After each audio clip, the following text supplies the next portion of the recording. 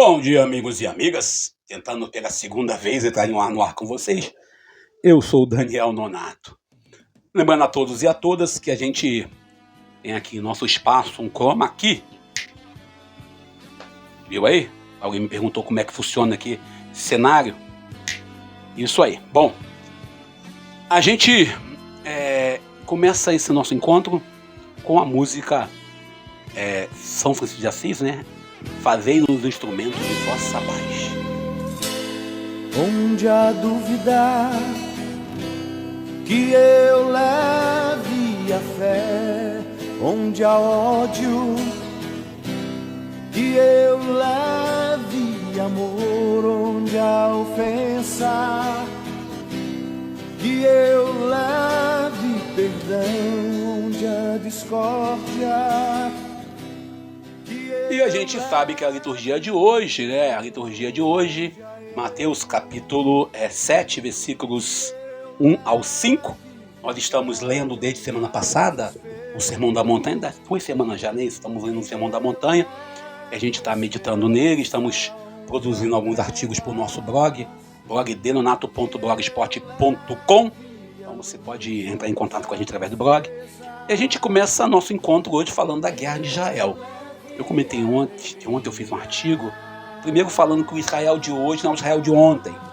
Segundo, a gente tem que olhar que nenhuma guerra é boa, nenhuma guerra é maravilhosa.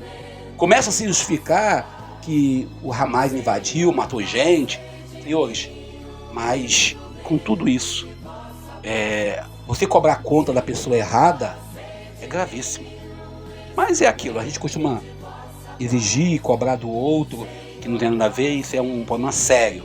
E você vê que a briga de Israel com o Irã hoje é para que o Irã não tenha armas nucleares, mas Israel tem. E também a invasão dos Estados Unidos no Iraque, vocês lembram disso? Foi para poder pegar armas químicas, e até hoje nada. Ou seja, então existem essas motivações ideológicas de guerra, que eu não vou nem entrar para a gente não evitar problema. Mas vamos nós falarmos, né, do Evangelho de hoje. A gente já falou, né, hoje o Evangelho é Mateus capítulo 7, versículo 1 ao 5. Alguém me reclamou que eu tenho comentado pouco sobre política. Senhores, eu tenho comentado pouco até porque a gente percebe claramente quando nós comentamos, às vezes estamos fazendo propaganda de certos canalhas, né, que a gente não quer nem lembrar o nome aqui. Mas não tem como não falar, né, no caso de um deputado aí lá de Minas Gerais, que vem fazendo oposição ao governo, e tudo que o governo coloca, ele vai e faz o voto contra. Recentemente, diante do IOF, que eles fizeram um protesto, fizeram uma série de comentários, e diante do IOF, automaticamente você vê que o nosso querido deputado em questão votou pelo aumento da conta de luz. Também houve votação para aumentar o número de deputados no Brasil. É verdade isso. E também o fundo partidário, que já está alto, mas eles votaram para ficar mais alto ainda. Mas deixa quieto, é a extrema-direita brasileira, é o pessoal do PL votando pelo povo, olha só. Mas o Evangelho de hoje, para a gente entrar nesse mérito, não julgueis para que vocês não sejam julgados. O que está por trás dessa ordem de Jesus? Não é apenas um pedido de boas maneiras religiosas, é um chamado radical à nossa conversão ao olhar. A gente olha claramente que o Evangelho de hoje, ele fala de uma trave nos olhos, eu estava sem óculos, né? Botei o óculos de novo, fala de uma trave nos olhos, e não é um exagero de imagem. A metáfora da trave em nossos olhos, o cisco, é algo brutal e revelador. Porque Jesus não está brincando, ele está denunciando uma religiosidade hipócrita, moralista, e eu digo seletiva. Existe uma facilidade da gente, às vezes, olharmos o defeito dos outros e queremos que o outro tenha os nossos comportamentos, tenha as nossas facilidades, às vezes, de interpretar algo. E a dificuldade que nós temos, às vezes, a gente aprende isso na antropologia, é se colocar um olhar e se colocar no lugar do outro. Olhar a partir do ponto de vista do outro. E essa dificuldade nós encaramos como cristãos da Igreja Católica, como cristãos evangélicos. Essa fala de Jesus demonstra claramente que as pessoas, às vezes, estão inseridas em um sistema e querem que esse sistema trabalhe de acordo com o seu ponto de vista. Quantas vezes nós, você, julgamos de forma precipitada o outro? Quantas vezes o medo, a insegurança, a nossa tentativa de querer justificar e afirmar uma identidade negando a outra? Quantas vezes eu conheço camaradas que fazem discurso contra a comunidade LGBTQIAPN+, e esse discurso é porque certamente eles têm dificuldade de entender. Eu conheço aqueles que, sobretudo, se dizem oposição, sou contra isso, contra aquilo. Você percebe bem que a prática deles, nem quero nem comentar. Mas a gente, quando olha para o outro, às vezes condenando o outro, às vezes estamos olhando o nosso próprio espelho. A gente projeta no outro aquilo que nós queremos negar em nós mesmos. Por isso eu falo, todo mundo que combate, que critica, que vai de conflito a comunidade LGBTQIAPN+, certamente ele está fugindo da sua identidade, às vezes, de gênero, embora eu acredite que não existe identidade de gênero. E assim, nós alimentamos a cultura do julgamento que fere, que exclui, que estigmatiza, que sofre.